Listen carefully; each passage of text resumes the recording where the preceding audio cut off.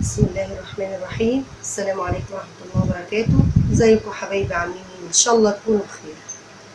النهارده انا كان عندي ملاية بتاعت اطفال قصيرة على السرير.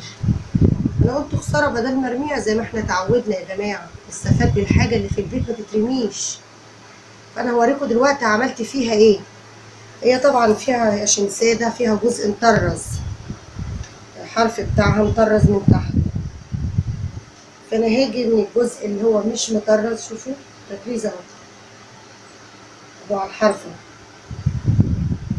فانا هاجي من الجنب اللي هو مفيهوش تطريز. ماشي، هنعمل ايه؟ هنركب كورنيش. بسم الله.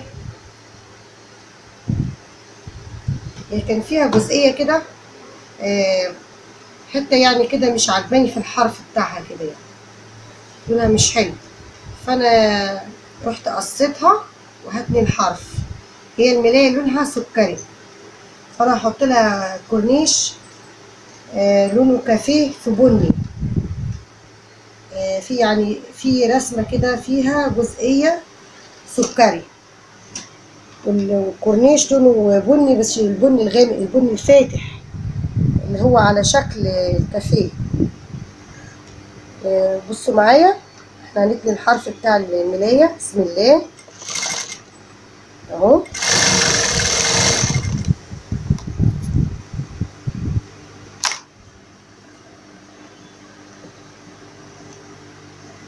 بصوا حبايبي، اهي دي الكورنيش اللي انا هركبها. شايفين الجزء اللي فيها ده سكري، الوردة اللي فيها دي، الرسمة دي سكري لون الملاية. عامة يا جماعة انا بحب اكون مختلفة في شغلي غير الناس، بحب ادخل الالوان في بعضها. يعني ممكن تلاقيني عملت كيس مخدة لونه موف مع عاملاه لبني. انا بحب الحاجة يبقى ليها شكل مختلفة غير اي حاجة تانية.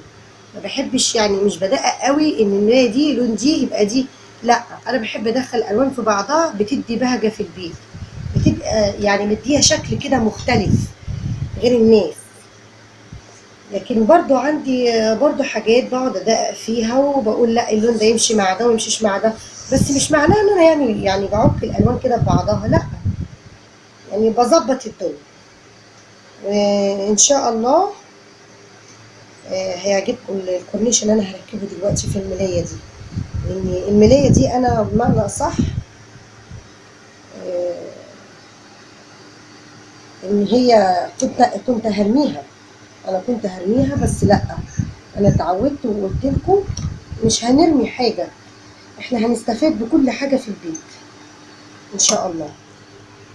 دلوقتي هنركب الكورنيش اهي. بسم الله.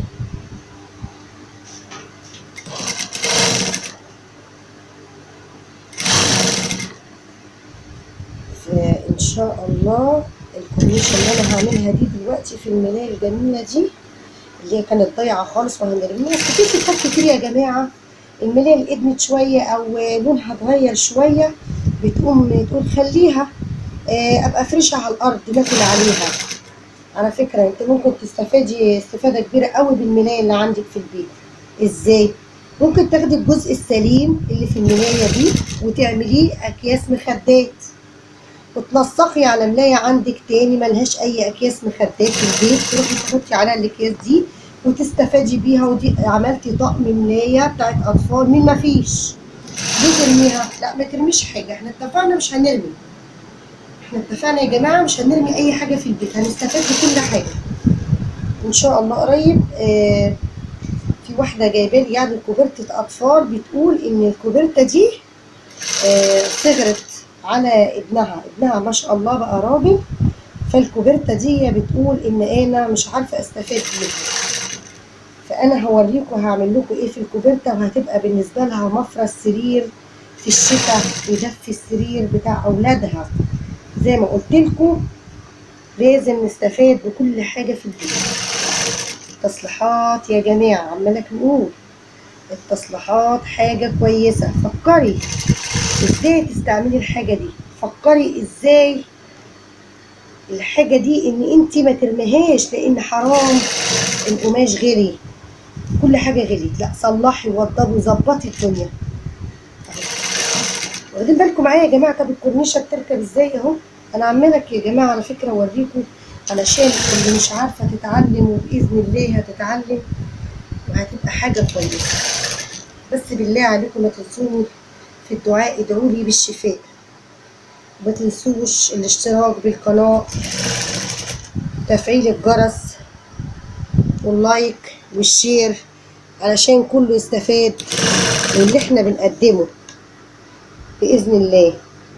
وانا متاكده الشكل اللي انا ركبته على المرايه ده انا هبقى افرشها على السرير وهوريها لكم وهي مفروده على السرير مع شكلها مدي روعه وجمال قد ايه. ملايه كانت هتترمي يا جماعه، ملايه والله العظيم واحده غيري كانت اكيد كانت هترميها.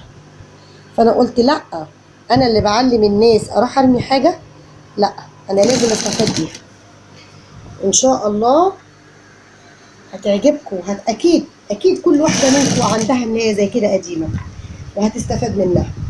نسقي ملايه قديمه عندك خلاص دابت خالص، طلعي منها جزء اعمليه كورنيش. والملايه التانيه اللي دايبه فيها جزء مثلا مقطوع من على الحرف، قصي الحته اللي مقطوعه من على الحرف، خدي باقي الملايه وركبي عليه كورنيش، هتبقى احلى ملايه وهتكمل معاكي باقي العمر. لما تنتهي خالص ابقي فكري بقى خلاص ارميها، لكن ميبقاش فيها قطع او لونها اتغير شويه تقومي ترميها في الزباله. لا، احنا عايزين نستفيد بكل حاجه في حياتنا يا جماعه. اتفقنا؟ ان شاء الله باذن ربنا هقدم لكم حاجه حلوه جديده، اعلمكم كل يوم حاجه. بصوا عالم الملايات ده العلم فيه ما بيخلص خالص، كل يوم شكل جديد ورسمه جديده وكورنيشه جديده وموديل جديد.